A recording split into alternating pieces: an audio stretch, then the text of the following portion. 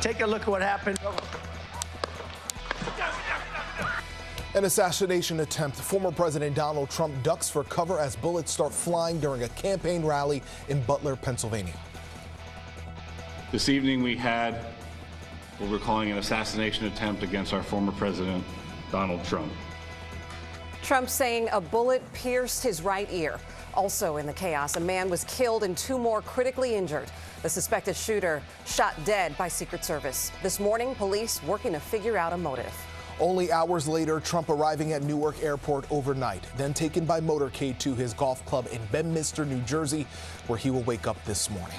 Good morning on this Sunday. I'm Pedro Rivera. Good morning, everybody. I'm Shirley Nalikat. We have a lot to get to on this busy Sunday morning, but here's what we know at this point. Overnight, the FBI identified the shooter as 20-year-old Thomas Matthew Crooks.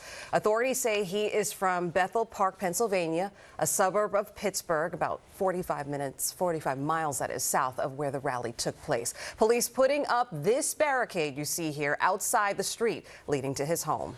This is a map of the scene we want to show you in Bulter. It appears the shooter was about 400 feet from where Trump was speaking on the rally stage. That's about 133 yards from each other. The snipers were stationed right behind the former president. We have team coverage this morning. Phil Tate live in Bedminster, where Trump remains at this hour.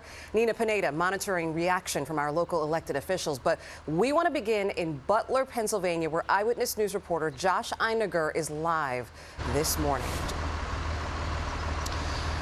Well, Shirlene, good morning from this very small rural farming community that's waking up this morning, as you could see, practically under lockdown as federal agents continue to pour over every inch of the fairground that yesterday devolved into chaos and the failed assassination attempt of a former president of the United States. The world will see a vibrant Republican Party. Donald Trump was just minutes into his speech before tens of thousands in this rural Pennsylvania fairground went through the cheers of his followers. Came the popping of gunfire. The former president grabbed at his right ear, then dove to the ground as a swarm of Secret Service agents scrambled to cover him. And we heard pound, pound, pop, pop, pop.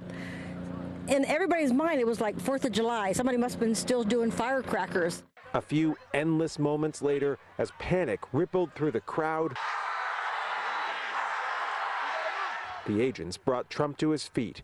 Blood now trickling down his face, he raised his fist and mouthed the word, "fight," as his detail rushed him off the stage to the safety of an armored SUV. We got down, and we huddled, and we started praying. The FBI has identified the shooter as 20-year-old Thomas Matthew Crooks of Bethel Park, Pennsylvania, about an hour away.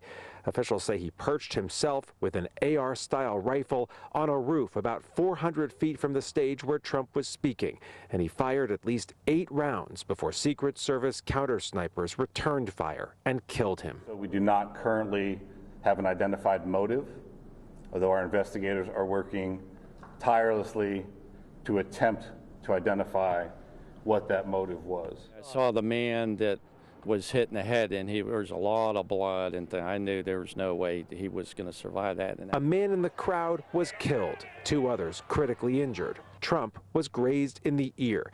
"I was shot with a bullet that pierced the upper part of my right ear," he later posted. "I knew immediately that something was wrong and that I heard a whizzing sound, shots, and immediately felt the bullet ripping through the skin. Much bleeding took place," he added, "so I realized then what was happening." President Biden returned to the White House and spoke by phone with the former president. The Biden campaign has pulled all political advertising after the assassination attempt on his rival. There's no place in America for this kind of violence. It's sick. It's sick. It's one of the reasons why we have to unite this country. We cannot allow for this to be happening. We cannot be like this. Still not clear what the motivation was for this attack, but it is clear the Secret Service will have a lot of explaining to do for the fact that it allowed it to happen in the first place. Consider this: the shooter was able to scale the wall of that building, get on a roof, set up an assault rifle, and fire off 8 shots before he was stopped. The director of the Secret Service has already been called to testify before Congress. And we're live in Bulter, Pennsylvania this morning. Josh Einiger, Channel 7 Eyewitness.